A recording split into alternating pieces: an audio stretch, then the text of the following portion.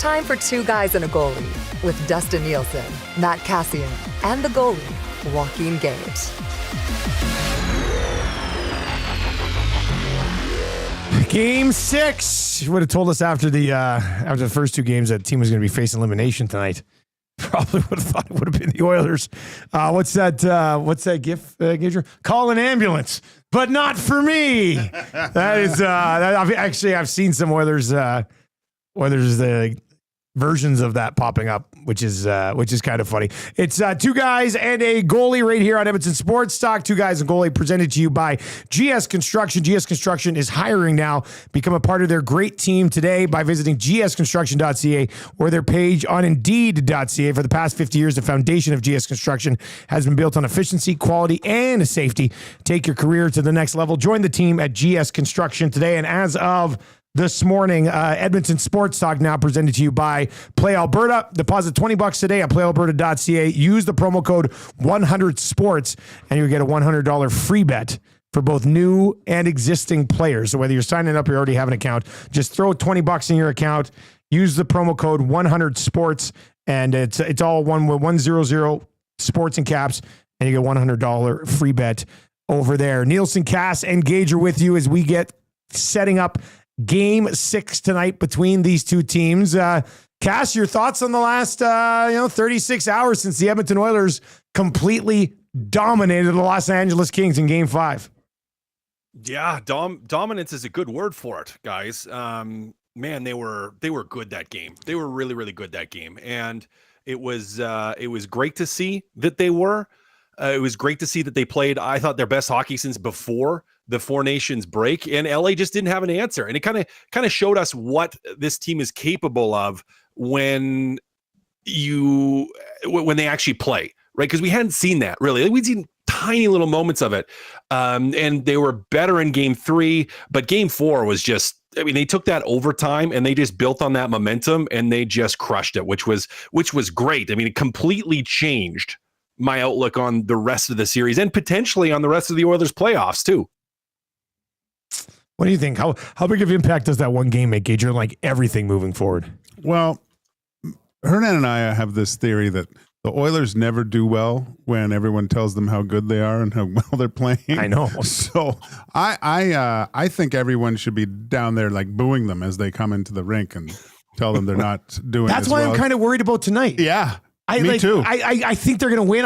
I sort of think they're going to win comfortably, but like the one thing that makes me hesitant is nobody's telling them they're done. Nobody's telling them they suck. Nobody, yeah.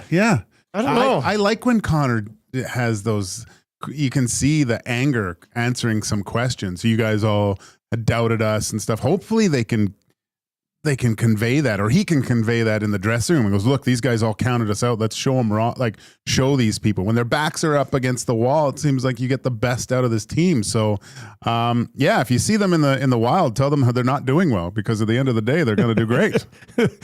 they come up for warm up and they get booed by the home crowd. Yeah. Boo, you guys suck. Somebody throws a jersey on the ice.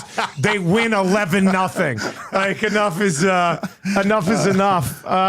Cass, what impressed you the most about that? I mean, they were totally dominant, but was there individuals or was there elements of the game that you're like, damn, that even stood out more than just the dominant performance? Yeah, I think the defenseman's ability to transition the puck from defense to offense, like to the forwards, get them the puck early, to do it quickly and to not spend that sustained zone time. And that's, guys, where they didn't give up much, not just in terms of shot volume, but opportunity. Was like they didn't have big turnovers in their own zone. They weren't just throwing the puck away. It was like when they moved the puck, it was efficient. When they moved the puck, it was to get it going in the opposite direction. And LA never could get comfortable. Like they were just back on their heels the whole time, weren't able to spend a lot of time in the offensive zone. And to me, that was the most impressive thing, because we know Edmonton's got the capacity to roll offensively. Like they have guys that can turn something into something. They can turn sometimes nothing into something offensively, where they just, McDavid goes off and he does something great. Draisaitl goes and does something great. Like some of the other guys can chip in on occasion. But defensively, over and over again this year is where we've seen them struggle at times. And that was just as complete game defensively we've seen from the Edmonton Oilers, and it just had to do with that. They didn't turn pucks over in their own zone. They moved it quickly to the forwards, who are able to then carry speed through the neutral zone with support. So those 7 to 8 foot passes support the forwards, from the wall to the middle. And all of a sudden, LA started getting further and further and further backed up into their own zone towards their own blue line, which meant you then got zone entry. And it was just a masterclass in transition out of your own end from defense into offense. They did a fantastic job of that. And that is just something we haven't seen very much this season. So it impressed me the most. Cass, do you think it's the reason why that the Oilers defense were able to transport the puck a little bit? Because it seems to me the Kings sometimes get trapped in that no man's land now where do I forecheck? If they have full control, they seem to always bounce out, and they're not as confident, I think, with their forecheck now. So they're immediately retreating, which is giving the Edmonton Oilers defensemen a lot more time. I think that does help, where there's some hesitation. And I talked with Tommy on the Oil Stream pre and post game show all the way through this series about trying to create doubt in the minds of the LA Kings, because I think you could do that with this series and the history of these teams. And they didn't do it at first, but I think that doubt has crept in now. And we saw that manifest itself in game 4 too. So you make a great question and a great point with your question that, I think LA's hesitation and their inability to be consistently aggressive on that forecheck has hurt them. And I think even beyond that, there's a couple times they were aggressive on the forecheck, and they had 2 guys in, but Edmonton was just efficient with the movement. Like Edmonton, they just didn't panic. It was like, well, pressure here, move it across. Pressure there, move it up to the winger. Pressure there, oh, he's got support with the center, bump it to the middle. And now all of a sudden you got guys with speed heading into the neutral zone.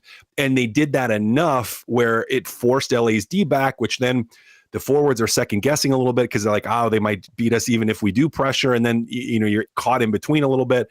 And then it just snowballs and steamrolls. And I think, again, with that doubt mentality that is probably crept in to the LA Kings game now, it makes it a difficult place to play.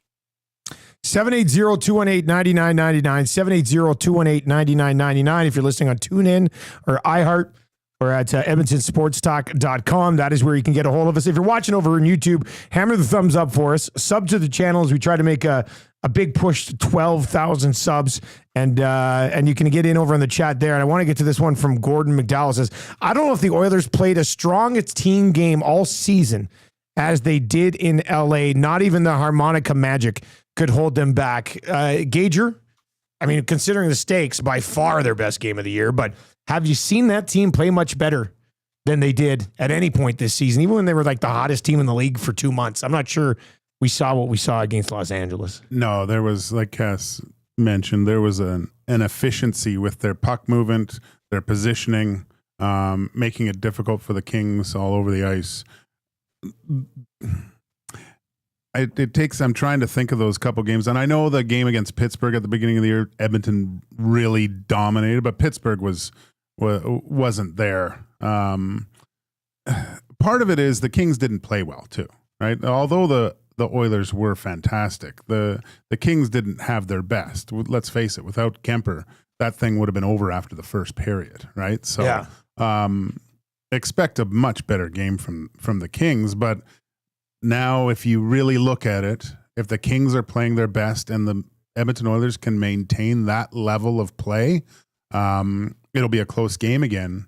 But I think the Kings will just run into the same situation that we've seen over the past 2 games, and that's fatigue throughout their lineup because they're unwilling to distribute ice time a little bit more efficiently, especially on the back end. Like, you can't tell me that Nobla is not telling everyone to finish their checks on their D-men as much as possible, making them turn. That's what I really liked about the overtime period and last game is the efficiency with the puck, where they were, if the play wasn't there, they weren't doing there were no hope plays, right? They were getting it deep, getting in and trying to cause turnovers with solid forward check and playing offense without the puck. So, but I think it's going to be a different story. But the one thing that gives me pause is Kemper a little bit. Like that's a pretty good game to play and lose. That's probably okay. I'm glad you brought that up because I had it right here. I wanted your thoughts on.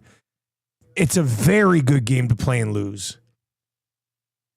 you follow that up with a similar game, or are you like, damn it, what else can I like? Are you expecting him to be as good tonight as he was in Game 5, or does he get broken a bit by, as I described it, and I think it's accurate, he goalied them without actually getting the win? Like, that's how good he was in that game, Gage. So does that destroy you as a goaltender, or can you roll that back out there knowing what's on the line tonight? Usually for the top guys, they build off it because of the short memory, right? For maybe weaker minded individuals like myself, I'm asking for a bottle of milk in the corner, right? What do I have to do to win this thing? But no, I expect him to build off that game. He, Cass, you know him a lot better than I do, and I think just with his amount of experience, I would expect no less than the same type of execution from Darcy Kuemper in tonight's game. Well, he's going to try. You know, anytime a goalie plays that well at that level, I'm kind of like, okay, well, how much was the goalie? How much was the Oilers not quite bearing down in some situations? And it's both, right? He played a really good game, maybe gets a little fortuitous at times, you know, gets I think it was Byfield diving on the puck with his hands, should have been a penalty shot, and in the crease is a penalty shot. You know, so he had some help. There was some luck there too. I would anticipate him to have another strong game, but really he had 3 weak games prior to this. Like, this was the first game where Darcy Kuemper really played well. This is the first game he played well this series. Now, maybe he follows it up, or do we say, okay, you know, he's going to play somewhere in between? You know, probably not as good as he was in Game 4, probably not as poor as he was in Game 3, and 2 and 1. So he's going to be somewhere in between those. And you know, goalies can always be a wild card in one game, but this is 2 games for the Edmonton Oilers, right? You have 2 cracks at this, not just one. You got 2 cracks at it, and a goalie can steal your game. Kuemper almost stole that last one, but he didn't at the end of the day. And mentally, I'm sure he's going to be fine. It was interesting, some of his comments, though. I don't know if you guys saw them, about the LA Kings, you know, playing on their heels and sitting back when they let Edmonton's offense get rolling. Yeah, kind of, you know, usually you don't hear those until after a series is over and you've lost. You're like, we just sat back too much. We needed to try to find a way to be more aggressive, and we weren't. So interesting that he was the one making that comment, especially as a guy that, and maybe, I guess it's fair that he would, because he's the guy that has to deal with that on his end of the ice and did deal with it. But yeah, the team as a whole, I think, is back on their heels, and Kuemper, we'll have to see how he plays. For Edmonton, you can't care about that, though. You just have to have that mindset of, we're just going to go do the same thing. I was surprised. Did you see that at all, Dusty? His interview talking about? No, I didn't see his. So he mentioned that essentially the 05 isn't really working, and that they have more success when they do establish a forecheck. And to me, that coming from a goalie anyway, and he's at a certain vintage where I think it allows him to say stuff like that. But it did seem like a shot across the bow to the coaching staff to go, hey guys, I mean, what we're seeing here is maybe we should adjust something in our game, because you look at the first 2, there was a boatload of success with a little bit more aggressive play. And as soon as you go back and retreat into that 05, you just allow the Oilers to start feeling good about themselves, and you can't allow them to have free reign and chance after chance after chance. They're going to score eventually. Cass, if you're a team like the Kings with your season on the line tonight, how do you want to approach that? I mean, do you sit back like they have and haven't had success, or you just go balls to the wall and hope that, you know, things are executed well enough that the Oilers don't get a bunch of odd man rushes? Well, I think the conversations are going to be had that it's like, and you're going to pull clips, you're going to put lots of video clips of where it works, where the aggressiveness works. And you're going to try to get back to that. And you're going to go, hey, you're going to go balls to the wall. Of course you are. Of course you are. I mean, you're facing elimination here. The challenging part is it only takes Edmonton to beat you once with it, right? And to score a goal. And then all of a sudden that doubt creeps back in again. And I wonder how much of it has to do with Edmonton's power play. And I go back to that Game 3, the decision by Hiller to challenge. And I don't like keeping to go back to it, but that's like the series defining moment for me so far, and Edmonton scoring on the power play right away into that one, where you know, they gave up 1 power play goal at that point already, the LA Kings, but aside from that, their penalty kill had been incredibly efficient, like very, very good. LA's power play had been very, very good. So they were dominating the special teams battle. But then it's like, okay, they tried to be aggressive off of like one face-off, and they got burned, right? Penalty that shouldn't have been a penalty because your coach made a bad decision, and you got burned right away. And I think instantly that created some hesitation about the aggression of that. Oh, wait, this team can still beat us if we're too aggressive and if they're too clean with what they're doing.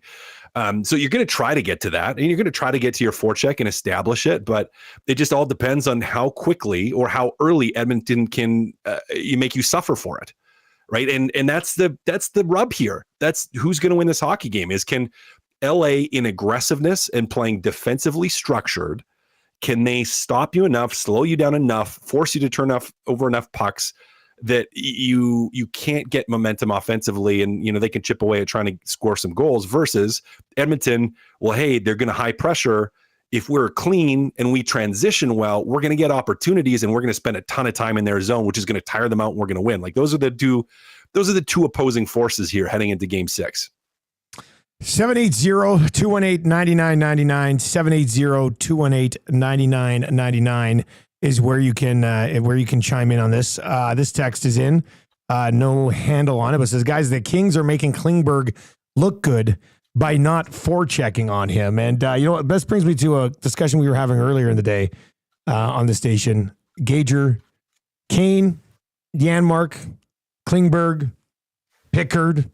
I mean, which of these sort of like unsung guys that you weren't possibly factoring in a big way into this series has surprised you the most? It's weird. I would say Pickard the least, just because he was able to get so many 20 reps. Games this year. Yeah. He was, but I mean, Kane, I think it's a little bit, I don't know. He's playing really well. Like I think it would be between him and Klingberg that I'm kind of marveled at their play so far. But we all know what they're playing to their strengths a little bit too. Klingberg, you see the vision, the experience, like the goal he set Kane up with aggressive play and getting the puck to him. Like he's a step ahead. It seems like Kane is providing that extra oomph, that net front that we haven't seen much at all throughout the whole regular season. Now you get a guy that's in there getting into the face of people. Even when Connor was getting pushed around, Kane gets into the face of a guy. Somebody had to. And like, oh, maybe I don't want to do this, right? Like, so there's repercussions for tomfoolery out there now with some of the players that the Edmonton Oilers have in the lineup. So good job on tomfoolery. Yeah. Yeah. It's Tom Gazzola at the Ice House. That's what I call it. Tomfoolery. It's tomfoolery. Yeah. How much does Evander Kane help this team? Not just beyond the fact that he's contributed a couple of pretty big goals, but just he's being smart about it too. He's not going in and taking stupid penalties and stuff. Cass, like, how much do you think his impact is being felt in this series by the Los Angeles Kings right now? Hugely, and I didn't anticipate that. I anticipated him to be okay, to be maybe helpful, but I did not think he would have as much of an impact as he's had. When I was talking about this the other day, I'm like, and you're also probably getting Evander Kane on his best behavior in the dressing room, right? Like, he's probably going to be less selfish. It's the playoffs. It's not like point getting time. He just wants to get out there and play, coming back from injury. So you're getting a non-selfish, wanting to win in an emotional, aggressive series. Evander Kane that stepped in is feeling good, feeling healthy, and really motivated. The goals are the biggest part of it thus far, but outside of that contribute to the goals. I mean, you guys already said it, like he started to way more than in his first game in, but if we just look at game number 5, he started to get physical, but then he was involved in like every single scrum.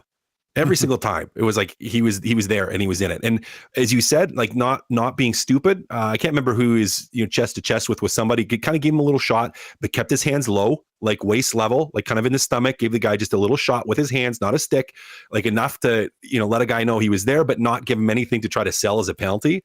There could have been, I think, even a couple calls that he should have got going his way. Penalty wise in that game, like he's around it and in it and involved. involved in front of the net, which is huge, finding ways to score goals, which is huge. So he's been incredibly impressive. Like, I just did not think he would be back in it at this level this fast, coming back from injury. That being said, maybe he was ready 3 weeks ago. So yeah, I think he sure looks like he could have played. Yeah. He's not really laboring at all. I said it. Then fix it. Then all they got to do is fix it. Whatever. Every other team, Kachuk, he doesn't play for what, 2.5 months? Has 2 goals in the first game. Yeah, like, come on, that's not right. He looked pretty good as well. And we'll get to Florida in a second. I love this one, Daniel Y over in the chat where Cass is still going at Pickard stands. I mean, Cass, I gotta love your commitment to Stu Skinner, man. This. I feel like this is how I was with Jesse Puljujärvi. I'm seeing it now. No. I'm not. No. If you look, and if you listen. I am not like you ask about Pickard. I'm like, yeah. They're like, well, should he start the next series? Like, would you start? Yeah, if they win this series, I would start Pickard the next series. Of course, you're going to. You're going to start the guy that keeps. And I've said that is, they've won now 3 games in a row. I'm like, yeah, you keep rolling with Pickard. I think people heap on way too much on me. Like, oh, you hate Pickard and Skinner this and you just Skinner that. I'm like, no. I think the Stuart Skinner. This or Skinner scapegoat syndrome is a real thing, and I highlight the other side of it, and I go at Pickard a little bit just to basically highlight the ridiculousness of sticking to that. Where for me, I'm like, I try to take a real narrative. If I think Stuart Skinner is going to give you a better chance to win, I say put Stuart Skinner in. If I think Pickard's going to give you a better chance to win, put Pickard in, which is where I'm just running with it and still staying with that. But at the same time, I like trolling people because it's fun. So. I go on that a little bit more, but the reality is Pickard's your guy right now. He's winning. He is playing average, to above average, which is what you need right now. And yeah, I'll leave it at that, but don't lump me into the just saying Skinner or die like you were with Puljujärvi. That is just not true. Anyway, Daniel, I don't even know if I read it. We got sidetracked there. Kane is like starting high school and having him as your grade 12 brother. Yeah. Like you roll into grade 10 to high school and your brother's in grade 12. And like, that's kind of what it's like, which I think is important. What do you think about both of you guys? Cause Gage, you were a goalie and Cass, you played in front of goalies. Gage, I'll start with you. Where do you guys come out on where is it here? Where is, the team loves playing for Pickard. Do you see like is that much of a thing? Only if the other guy's a real jerk. I guess. Yeah. Exactly. But I don't like exactly what I was thinking. It's funny because I would play mind games with myself and think everything's why is the coach doing this? What if I was having a poor time? Why am I playing these games? So you get in your head pretty good. Oh yeah, and I'd think like, oh, the coach is playing me here because it's like a scheduled loss, or so he's not giving me a chance. But there's something to a little bit. And Cass, you mentioned of Hudobin, I believe, in the past, where he wasn't trying, right? And you're trying to get better. You want a goalie to try, and it gets a little frustrating. You don't want to be shooting on a shooter tutor. And from all accounts, Pickard's one of the first guys out working with guys if they want to. One of the last guys to leave. I remember last year, one of his quotes was when he started playing a bit more, it's great because I don't have to stay on the ice that much, long. I can do this instead. This is much better. So I think guys, especially on this team, a little bit more veteran team, they're going to appreciate that. They've seen it all. And to see an older guy working hard, trying to make everyone better and himself better, they're going to not, and I'm not saying they're not going to do the same thing with Stuart Skinner, but I think there's just something to rallying behind a guy like that and the whole career and stuff. So he's a feel good story. You saw Connor McDavid go to him at the end of the game. Right, he was the first guy he went to. Put yourself in Pickard's mind, and McDavid skating by everybody coming to you. It's. I mean, I think it's blown a little bit out of proportion because there's 2 ways to go. You go to the guy that scored, or you go to the goalie. Right, you got 2 choices. Some guys go to both. Whatever. Yeah. And I just think that Connor McDavid recognized the whole situation there, right? That, wow, this guy came in and we weren't in a good place last week. This guy's won 3 games in a row. He just felt that, I mean, Leon scores all the time. Yeah, that's right. You'll get another one later in the series. I'm going to go say what's that. Cass, what about from a player's perspective on playing in front of different goalies and playing differently or playing harder or all that stuff? My perspective is unique because I was a player, but I was also a ball hockey goalie. You were for one night. So, I understand. I was a goalie for 6 years too. This show's essentially 3 goalies now. Yeah. That's why we all get along so well. Yeah, that's what it is. That's why we're all a little crazy. No, from a player's perspective, like, you don't intentionally play a different way in front of different goalies. Intentionally. Okay, now, sometimes I like how you say intentionally. Yeah, like there can be an unintentional from a trust standpoint, but typically that's for your backup, right? Like, when your backup's in, if you don't trust them at all, like, you might play a little more skittish and afraid to lose mentality versus playing to win. But I don't think you have that with Pickard. And that's where he was very successful over the course of the season, played very well for them, very steady for them. Like, he was just good. He was really, really good. And I don't think there's that same mentality. Now, as a whole, like, I don't think you can pin games 1 and 2 in the first half. Let's not forget the first half or 3/4 of game 3 on Stuart Skinner, right? Like, the team played horrible in game 1. They played horrible in game 2. They didn't play very well the first part of game 3. And that's not Stuart Skinner's fault. And I don't think at that level, at how poorly they were playing, at how poorly they were executing, it wasn't like, oh, they're just nervous and scared to play in front of Stuart Skinner, right? Like, it was just, no, they just suck right now and they play horrible right now. So from a player's perspective, like, if you trust the guy in net, generally you play the same way.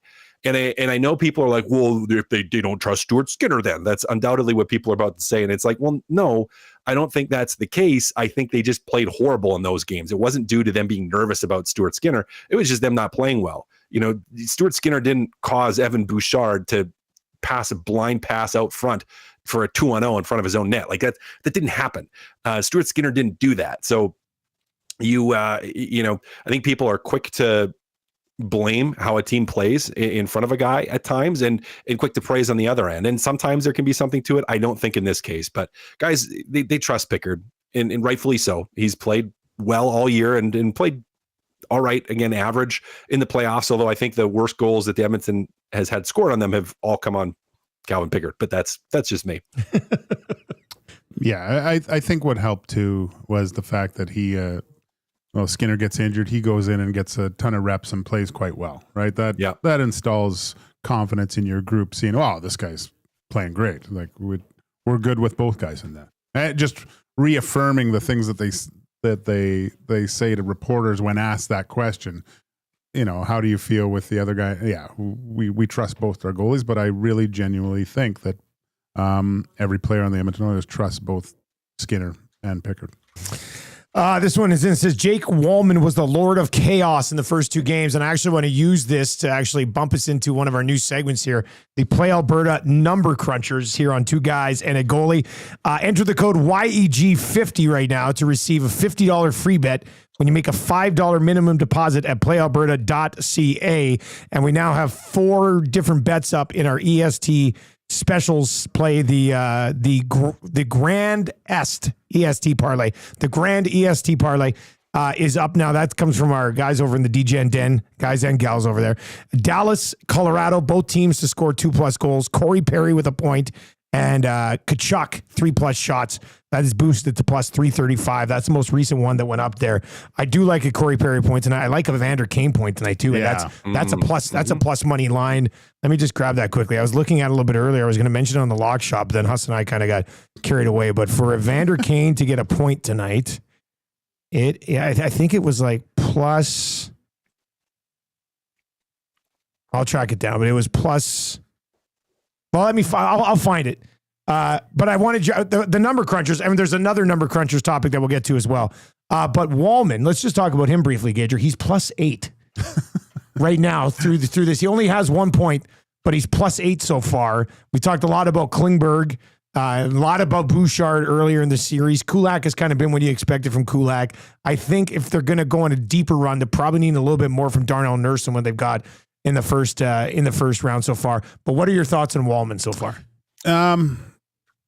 He looks like he's still a little banged up. Like when he first got to Edmonton, my first impression when watching him was he got around really well, and he just doesn't seem to be as fluid as he was. And I don't know if that was the injury or something like along those lines, but I think you say they're going to need more from Darnell. I think they're going to need a lot more from Wallman too. Like he needs to solidify himself as kind of that, I know Castle like this, that CC from playoffs pass where not going to happen. Maybe it will. Maybe it will. I mean, I posted in the nasty chat, but I've been calling them not last two games because they won. Although I think to Tom in a text in game 3, but I've been calling him Jake Walkman, the 99.6 version with no anti-skip. Because he struggled those first couple of games. He was bad, just horrible. He really was bad. Yeah. But that was his second and third playoff game ever. Yeah. Well, which brings me to my next point is like, I don't expect a lot. Like I still, and listen, the narrative would be completely different. Like or still could be potentially, if the Edmonton Oilers lose this series, one of the big stories that we would be talking about would be Jake Wallman trade didn't do nothing. Right? Like you traded for a hurt guy in Frederick who's starting to come around.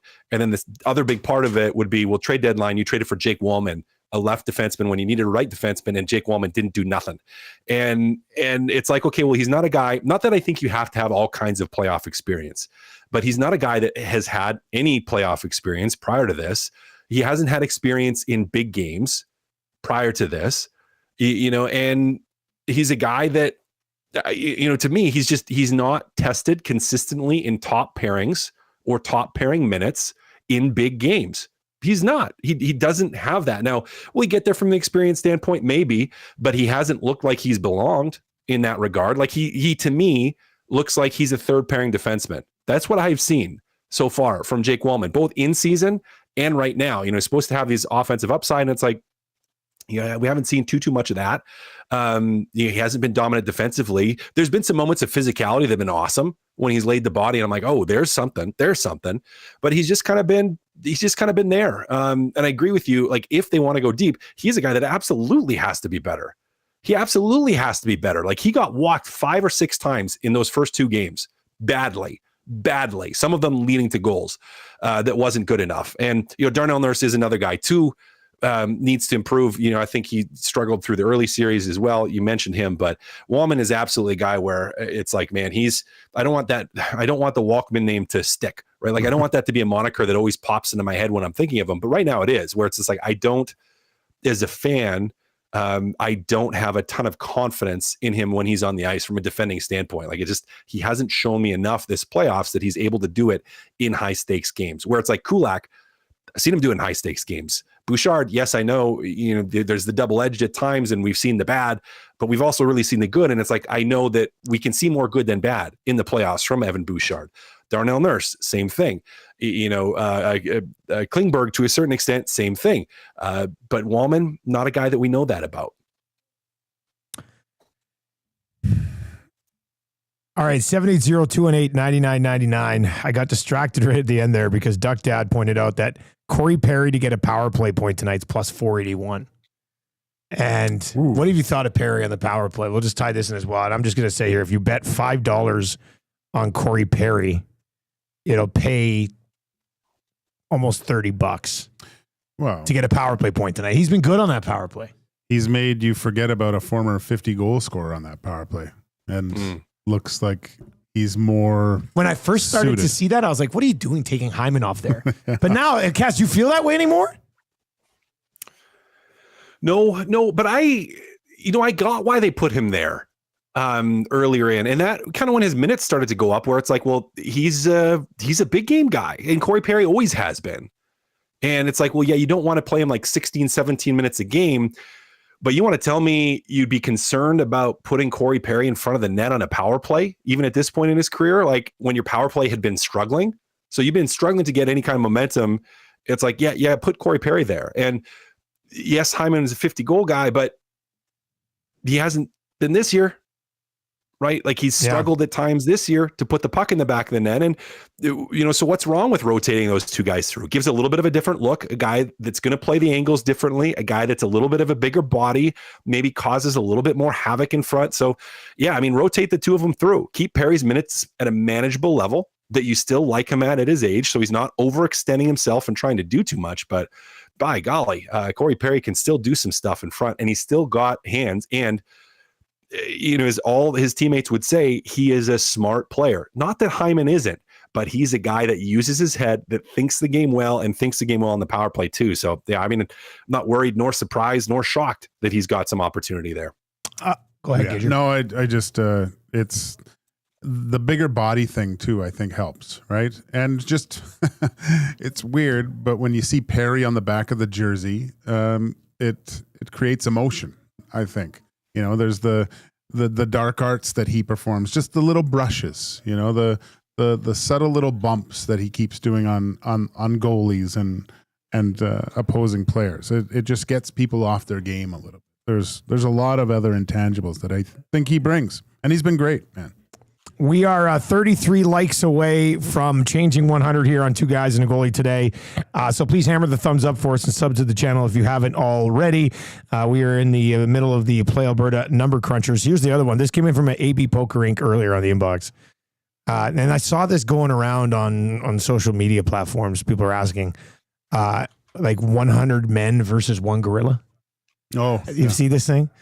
So somebody's asking 100 Casses versus one gorilla. Who wins?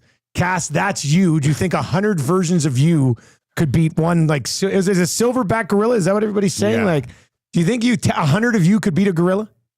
Version of me now or version of me in shape and strong? Let's go question. now. It's cheating, I think, if we go back to your playing All right, days. Now is it 100 like guys versus one gorilla? Come on. Are we talking like in a wrestling ring, like a condensed I don't area? know. I or like, think this are is we like probably in the to woods, death. like octagon cage octagon? match.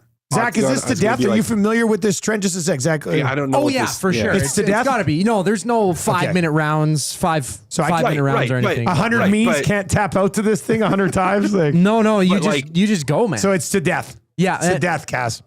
Are there like trees around, like rocks? Can I fashion a weapon out of something? just your bare hands, the clothes on your back, and a gorilla. But 100 of you. Yeah, you could definitely do it, right? Like I think the Cats don't you have confidence in 100 of you? 100. I put my money on 100. 10. Yeah, give you me gotta 50 think- Casses now, and I'll take them. Yeah, You would you take know what 50 you, Casses. Yeah. you know what you got to think is you got to think that as long as the first couple ones know that they're gonna eat it, Yeah. like you're done. Yeah, there's a couple of just go for the sacrifice ice. Like, guys here. Yeah. sacrifice guys. The whole point is like go for the ice. That's all you're doing. The first couple is like, because you got to think strategy on this. Like if I want as many to survive as possible, the first couple you're done. I'm sorry, you're gone. But go for the ice. Like go immediately for the ice. Anything in the face, go for the eyes. Try to hit him in the gonads. Maybe slow him down a little bit, but go for the eyes. I like your idea of kicking a gorilla in the nuts. Yeah. Yeah. And, I think and it's gotta showing be up late. effective, right? Sorry, guys. Traffic. You guys go first. I have to think 100 humans Of course. could beat a gorilla. Yeah. What about 10 I would humans? think so. No. I don't think so. 10. No. Like, the key here is to have like 50, 30 people, however many you can get on them at one time. Get like 20, Yeah, 20 people on it's- them, and then I'd try to suffocate them with a pillow. Yeah. I don't think I could kill somebody outside of suffocation. Maybe. Yeah. No. You're just piling on, like Neo in the second Matrix when all the Agent Smiths jumped on him. Yeah, right? man, epic battle. I go back now; it's way too CGI. Yeah, I know, But at I the know. time, I was like, "This is the most amazing thing I've ever seen in my entire life." You couldn't believe it. Remember, I was like, "How are they doing this? How are there so many Agent Smiths?" I think the biggest thing here with this silverback gorilla is if it thinks Pickard or Skinner should start, and that'll be how motivated Cass is when it comes to this battle. All right, let's see. Daniel Wise says an adult male silverback gorilla can weigh between 300 and 500. This is what Number Crunchers was made for right here. This is the segment. An adult male silverback gorilla can weigh between 300 and 500 pounds and is estimated to be between 4 to 9 times stronger than a trained human male. Big Uke says, man, I'd love to see Dusty fight a gorilla with a pillow. Get out of here. Get out of here. That would be, that would be funny. Is like, is it 100 humans all at once, or is it just one at a time? Yeah, no, all at once. Yeah, it's because if it's all at once, yeah, there's no way 100, because you can't. Not all 100 are going to be on there. You got to think it's like 10 to 12 at once, and you got to think if you have like the sacrificial lamb that's kind of going for the eyes, you have a couple that go over the back. Even if the thing is like, even if the thing is like 4 times, 5 times, 6 times stronger, it's like you get 10 guys on that back, and they're all like clawing at the eyes, like jamming thumbs in there. Like, you got to think you're going to be able to get the thing. I like Cass's jamming thumbs voice. Yeah, the jamming thumbs in there. Scotty Nose says, Dusty is the cleanup man with the pillow. Like, they've got him pretty much done, and I come walking in and say, okay, guys, I'll take it from here. Boom, pillow on the face of this gorilla. I love somebody else in the chat says, a gorilla can bench press 4,000 pounds. You think somebody's ever made a gorilla bench press? Probably. Like a trained gorilla? Probably, I would think a trained gorilla probably does it. Yeah. You probably could, yeah. There's Rip City stepping with this one. This is a good one. I like this one.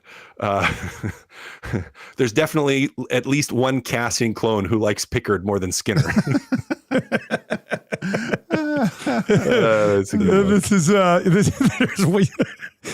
This one is into. It says 100 Hernans could beat the gorilla. The first one would just get him hooked on darts and red wine, and the other 99 would just wait.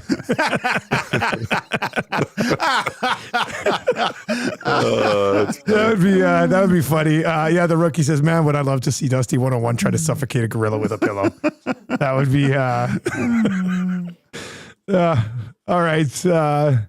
Troll says, "Do you not know how strong a gorilla is, Dusty?" Well, I mean, with 100 guys, though. People are debating that they could do it with 10 if they got like a trained group of people. You had John Jones, Tom Aspinall, like prime Brock Lesnar, and then Eddie Hall or somebody.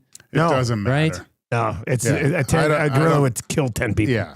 Didn't you not watch that show? Did you watch the one with the chimpanzees? Oh, the show in the woods and stuff? No. I guess it was Rashog that was obsessed with that show back in the day. I was going to. It was a good show, actually. I watched the whole thing. He was raving about it, but then you said it was awful. So I took your advice and I didn't watch it. The first episode was really bad, but I watched the whole thing. Oh, did you? I did get sucked in. What's it called? Something Life, right? Or Chimp Life? Yeah, something like that. I don't know. Maybe. Yeah, the silverback's gonna bite you though.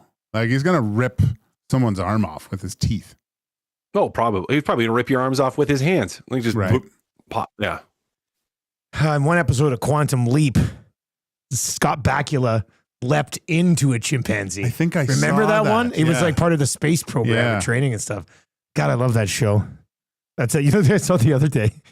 Somebody sent me the GIF or a meme of the real reason. Marty McFly's dad, George. The real reason George McFly stood up to Biff, and remember the dance, he was wearing like a white tux, and it cut to a shot of Scott Bakula in one of the episodes of Quantum Leap in the white tux. No, and it's like he leapt in and put right what once went wrong. I was like, man, these are my two favorite things merging together. I got time for that episode. He leapt in. Did you watch the episode of Always Sunny in Philadelphia? Where Bakula pops up, and looks in the mirror, and he goes, "Oh boy!" And you're like, "Oh really?" Oh yeah. Those guys are pretty funny. They Always Sunny in Philadelphia. They come up. That's one of the most underrated shows out there. I think that's a fantastic show. They're still churning out new episodes, and they have some pretty insane stuff on there. I've watched like a few of the. I'm in in the first season where I throw it on, but it's wrong. Like it's a lot of wrong stuff in that show. Oh yeah, that's what I mean. Like, I can't believe it hasn't been canceled like by culture nowadays. But I feel bad, but I watch and laugh my ass off. It makes it great. Because you should be able to because it doesn't spare anybody. It's like it goes after everybody, which is great. It doesn't. Yeah, it's fantastic. Club Pickard over in the chat says 10 Navy SEALs or Delta Force operators could probably defeat a gorilla in hand-to-hand combat. And I still, nothing against those soldiers. I know they're the best of the best, but I'm still not sure I see it that way.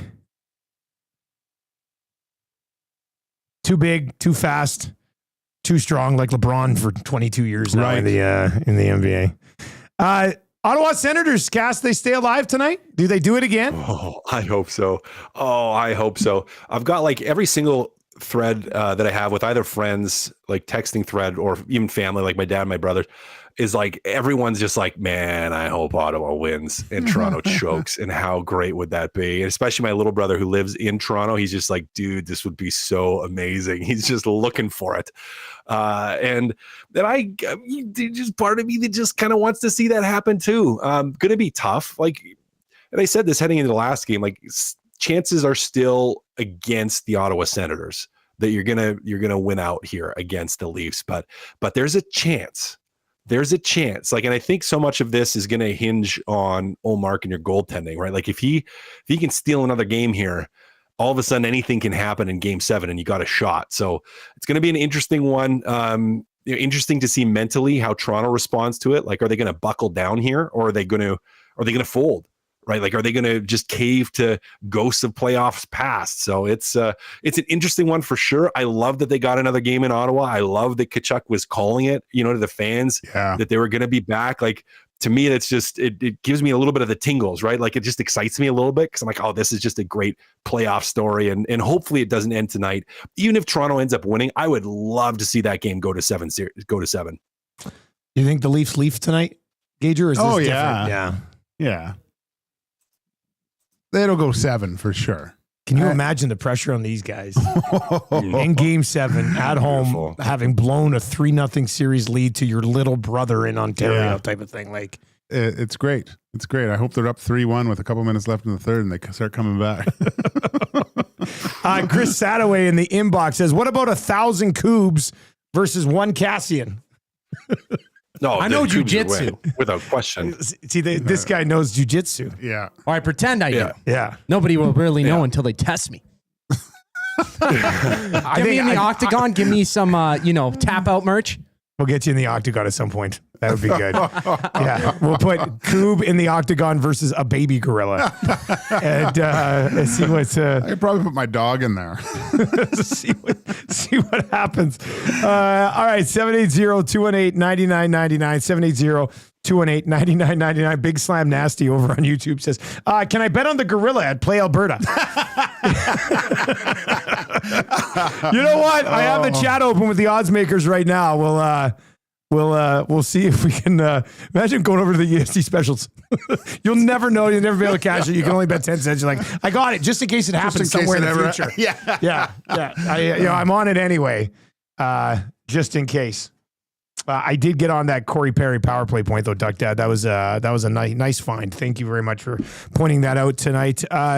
Gager, what type of game are you?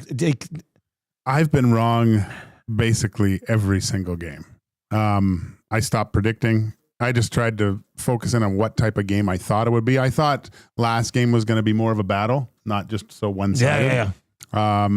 You got to figure you're gonna get the Kings' best effort here. I just wonder if Edmonton can continue this level of play throughout their whole lineup. Like, everyone's playing well, right? So I think it's going to be another low-scoring affair, at least. And I for some reason, I woke up this morning walking the dog, and I thought, there's overtime tonight. Yeah. Kill, man. Can you imagine this city if that game's in overtime? Oh, yeah. Yep. Yeah. I do think there's overtime involved in it. Guys, you think it's a tight one tonight too again? I think it's tight. I think we finally see the best of the Edmonton Oilers and the best of the LA Kings, like the best of both at the same time in the same game, which means I think it's tight and it's going to be close. And I think Edmonton comes out on top. Yeah, I don't know. They will because of bodies. There's more bodies. Yeah, as the game they're goes going on to wear them down. I think that tonight might be they had that great start last game, but they still didn't score in the first. They still were behind. They had great chances. I think we see something similar tonight, and they bury. And it ends up being about like a 5-2 hockey game. Okay, for the Edmonton Oilers tonight. Blowout. Yeah. Well, I mean, that technically kind of would be a blowout. I mean, 4-2 with an empty netter. I don't know if that would be a blowout, but I think it's a convincing send them away one last time sort of victory tonight here at home. If they do what you said they do you think Hiller gets fired on the plane ride home? I mean, is he back next year? It depends if he starts Kemper or Kempe in net tonight. Somebody did say, hey Dusty, do you think they start Kemper on D, or you just wait until you have to get to it? This guy is. I'd like to personally thank Jim Hiller before this series wraps. Yeah. Edmonton Sports Talk is very grateful to your horrible challenge in Game 3. We'll send him some. Big Slam Nasty, this is great too. Who wins tonight? 18 Oilers or 12 Kings? Ooh. Nice. That's a good one. That's a good way to really wrap the good. show today. What's coming up on EST Afternoons? What do you got? Well, we got the Red Light District at 1:40. I know that. That'll be, tune in for that because I got something special planned. Oh, okay. And then obviously we're going to take a deeper dive into this Kings and Oilers game. We've got Brandon Pillar from Locked On Sens to go over the big game there. Yeah, we'll and then just set up the big dogs, Reed and Jay. Reed and Jay will be on from 3 until 6:30 tonight. GCL Diesel pregame show with Tommy Gazzola 6:30 at the Ice House downtown. If you want to swing on down and join Tommy for the pregame, he will be there for postgame as well. Fun show today. And hey, I'll be back Friday. We're going to be live all day tomorrow at the Booster Juice Terwilliger Rec Center for the Hockey Helps the Homeless event. Cash, you at the draft tonight? I am at the draft tonight. I will be emceeing the draft, and Gage, you will be at the draft. Yeah. I will definitely influence where you two guys go in this draft tonight. I'll be pushing you guys hard. Two Guys and a Goalie brought to you as always by GS Construction, where they are hiring now. They're hiring tomorrow. They are hiring constantly into the future as well. EST Afternoons is on the way next. For Matt Kassian, Joaquin Gage, I'm Dustin Nielson. Enjoy the game tonight. Take it easy.